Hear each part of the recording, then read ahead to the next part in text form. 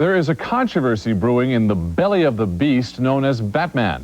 While clearly being the hit movie of the summer and perhaps all time, some sour notes are being struck over the film's soundtrack.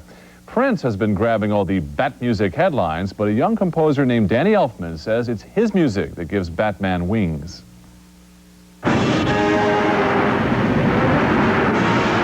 If you've seen the movie, this is the music you will remember.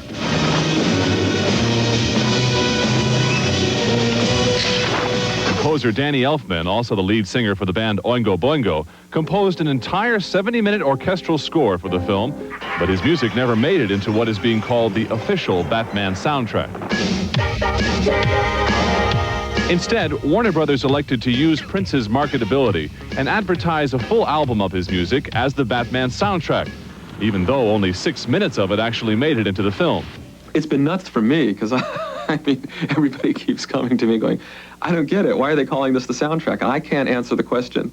Warner Brothers says they thought more of Prince's music would have made the final cut of the film when they labeled Prince's album the soundtrack. At the time, we didn't know how much of a blend there was going to be between Danny's score and Prince's music. Warner's will release a separate album of Elfman's music, calling it the score to the film.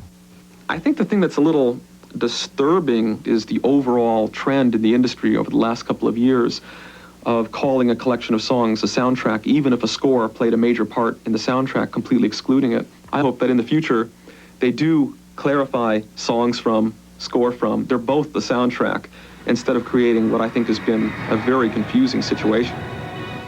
Well, Danny's music will be released on a separate soundtrack next Tuesday. The soundtrack of Prince's music has spent 3 weeks at #1, and his